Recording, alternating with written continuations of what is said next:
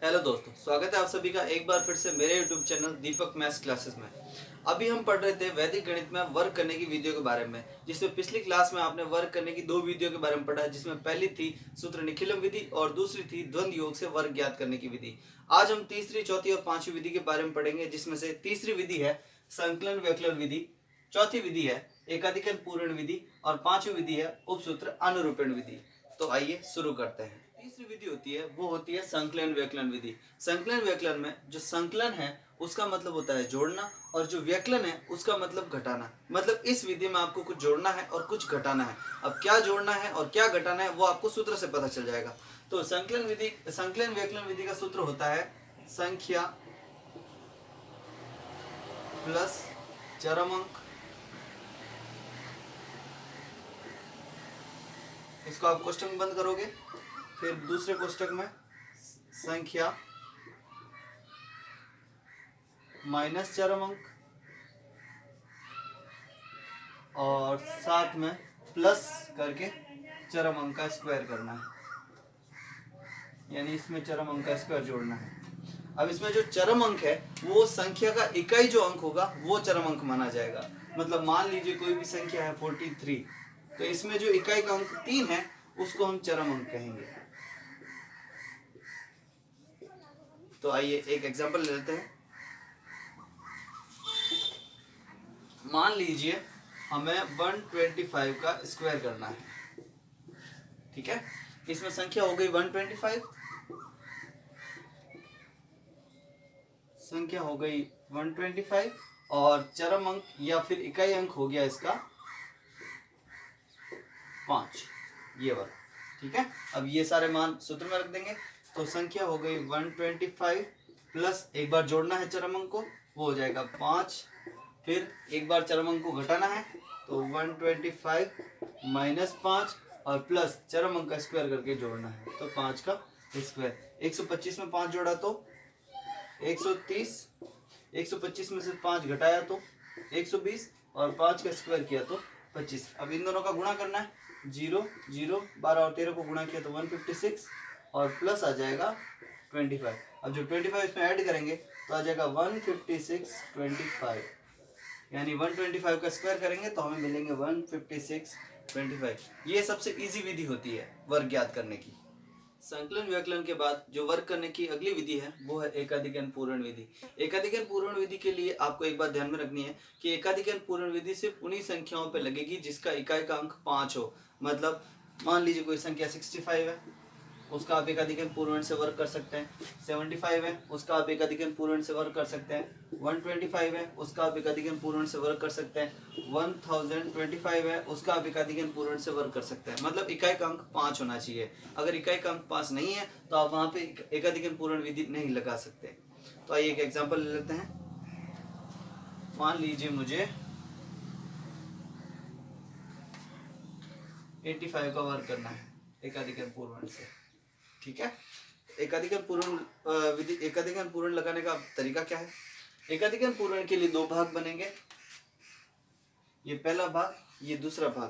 पहले भाग में जो भी दहाई का अंक है, जो इसका दहाई का अंक है उसका इसके एकाधिक से गुणा हो जाएगा, इसका हो जाएगा इसके एकाधिक से गुणा, और जो दूसरा भाग है वहां पे इकाई अंक का स्क्वायर हो जाएगा, इकाई अंक हो जाएगा स्क्वायर। अब यहाँ पे जो ये संख्या ली हमने, इसमें ये है इकाई का अंक और ये है दहाई का अंक, ठीक है। दहाई का अंक ये हो गया 8 इंटू इसका एकाधिक हो गया 9 ऑब्लिक इकाई 5 और उसका हो जाएगा स्क्वायर। 8 और 9 को गुणा किया तो ये आ गया 72, 5 का स्क्वायर किया तो ये आ गया 25, ठीक है। अब ऑब्लिक हटा देंगे तो ये हो जाएगा 7 2 25, यानी 85 का स्क्वायर हो गया 7 2 25। ये है एकाधिकन पूर्ण विधि। चलिए इसका एक और एग्जांपल देख लेते हैं। मान लीजिए मुझे 165 का स्क्वायर ज्ञात करना है और वो भी एकाधिकन पूर्ण विधि से, ठीक है। तो सबसे पहले तो इकाई और दहाई का अंक देखेंगे। अब संख्या अगर 2 होती या संख्या में 2 अंक होते तो हम पहले अंक को इकाई का अंक, दूसरे अंक को दहाई का अंक लिख देते। बट यहाँ पे 3 अंक है तो आपको करना वही है कि जो पहला अंक है उसको इकाई का अंक ही मानना है और बाकी जितने भी अंक बचते हैं उन सबको साथ में दहाई का अंक मानना है। ठीक है, चाहे 2 अंक हो, चाहे 3 अंक हो, चाहे कितने भी अंक हो, आप सभी को दहाई का अंक मानोगे। अब जैसा लिखते हैं, 2 भाग बनते हैं। पहले भाग में जो दहाई का अंक है उसका उसके एकाधिक से गुणा हो जाता है। एकाधिक का मतलब एक बढ़ा करके, दहाई का अंक 16 था, उसमें एक बढ़ाया तो 17 हो गया, तो 16 का गुणा 17 से। और दूसरे भाग में जो इकाई का अंक है उसका स्क्वायर, 16 और 17 को गुणा करेंगे तो 2 और 27, 272, और 5 का स्क्वायर किया तो 25। अब बस और कुछ नहीं करना है, और भी घटा देना है, तो ये हो जाएगा 272 25, ये हो जाएगा 165 का स्क्वायर। ये है एकाधिक पूर्ण विधि। एकाधिक पूर्ण के बाद में जो पांचवी और अंतिम विधि है वो है उपसूत्र अनुरूपण। उपसूत्र अनुरूपण बेसिकली a प्लस बी का होल स्क्वायर वाली जो सर्वसमीका है उस पर आधारित है। जैसे हम a plus b whole square का विस्तार करने पर 3 पद बनाते हैं, a प्लस बी का होल स्क्वायर जब हम खोलते हैं तब अपने पास आता है a square plus 2ab plus b square. Same वैसे ही जब हम किसी संख्या का उपसूत्र अनुरूपण से वर्क करेंगे तो उसमें भी 3 भाग बनेंगे, पहला भाग, दूसरा भाग और तीसरा भाग। अब आपको तीनों भागों में लिखना क्या है कि जो तीसरा भाग है वहां पर संख्या के इकाई अंक का स्क्वायर लिखा जाएगा, जो पहला भाग है उसमें संख्या के दहाई अंक का स्क्वायर लिखा जाएगा, और जो बीच वाला भाग है वहां पर दोनों अंकों को गुणा करके 2 से गुणा किया जाएगा, जैसा इसमें हो रहा है। एक एग्जांपल ले लेते हैं। मान लीजिए मुझे 76 का स्क्वायर करना है, ठीक है। अब 76 में जो इकाई का अंक है वो है 6 और जो दहाई का अंक है वो है 7। तो अब थर्ड पार्ट में या तीसरे भाग में जो इकाई का अंक है उसका स्क्वायर हो जाएगा, पहले भाग में जो दहाई का अंक है उसका स्क्वायर हो जाएगा, और बीच वाले भाग में जो दोनों अंक है उनका गुणा होके 2 से गुणा हो जाएगा, जैसा 2ab में होता है, ठीक है। अब इनको सॉल्व करेंगे। पहले भाग में 6 का स्क्वायर 36 हो गया, दूसरे भाग में इन सबको गुणा किया तो 84 हो गया, और तीसरे भाग में 7 का स्क्वायर हो गया 49। ये गुणा करने के बाद आप पहले भाग के अलावा जितने भी भाग हैं उन सब में आप एक एक अंक रखोगे, बाकी अगर एक्स्ट्रा अंक है तो आगे भेज दोगे।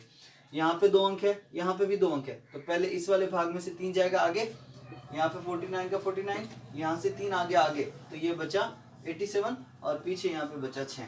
अब यहाँ पे 2 अंक है, इसमें से 8 चला जाएगा आगे, 49 प्लस 8 ये हो गया 57, ये बचा 7 और ये बचा 6। अब आप ऑब्लिक हटा सकते हैं, तो ये हो गया 5 7 7 6, ठीक है। तो 76 का स्क्वायर आ गया 5776। चलिए इसका एक और एग्जांपल देख लेते हैं। मान लीजिए मुझे 184 का स्क्वायर करना है उपसूत्र अनुरूपण विधि से, ठीक है। सबसे पहले 3 पद बनेंगे, ये पहला पद, ये दूसरा पद और ये तीसरा पद, ठीक है। अब आपको पदों में लिखने से पहले ये देखना है कि इस संख्या में से इकाई का अंक कौन सा है और दहाई का अंक कौन सा है। तो जैसा कि एकाधिक पूर्ण में करते थे कि जो पहला अंक है उसको हमेशा इकाई का अंक माना जाएगा, और बाकी जितने भी अंक बचते हैं उन सबको दहाई का अंक माना जाएगा, ठीक है। तो तीसरे भाग में इकाई का स्क्वायर मतलब 4 का स्क्वायर, पहले भाग में दहाई का स्क्वायर मतलब 18 का स्क्वायर, और बीच वाले भाग में दोनों को गुणा करके 2 से गुणा करना है, ठीक है। तो करते हैं। लास्ट भाग में 4 का जब स्क्वायर किया तो 16, बीच वाले भाग में इन सबको जब गुणा किया तो 18 4 144, और पहले भाग में जब 18 का स्क्वायर किया तो आ गया 324। अब यहाँ तक करने के बाद पहले भाग के अलावा जितने भी भाग हैं उन सब में आपको एक एक अंक रखने हैं, जो भी एक्स्ट्रा है आगे भेज देंगे। तो पहले यहाँ से 1 जाएगा आगे, तो ये हो गया 324, जब 1 इसमें आ गया तो ये हो गया 145, और पीछे बचा 6। यहाँ पे 3 अंक है तो 3 में से ये 2 अंक आगे चले जाएंगे, 5 वहाँ पे रह जाएगा, तो ये जब आगे इसमें आया तो आ गया 338, पीछे बचा 5 और ये हो गया 6। अब ऑब्लिक हटा देंगे तो ये हो गया 33856, यानी 184 का स्क्वायर हो गया 33856। ये है उपसूत्र अनुरूपण विधि। आज आपने वर्क करने की 3 वीडियो के बारे में पढ़ा, जिसमें से पहली थी संकलन व्यकलन, दूसरी थी एकाधिक पूर्ण और तीसरी थी उपसूत्र अनुरूपण। अगर ये वीडियो पसंद आया है तो लाइक कीजिए, अपने दोस्तों के साथ शेयर कीजिए और चैनल को सब्सक्राइब कीजिए, और आगे आने वाले वीडियो की नोटिफिकेशन पाने के लिए बेल आइकन पर क्लिक कीजिए। Thank you.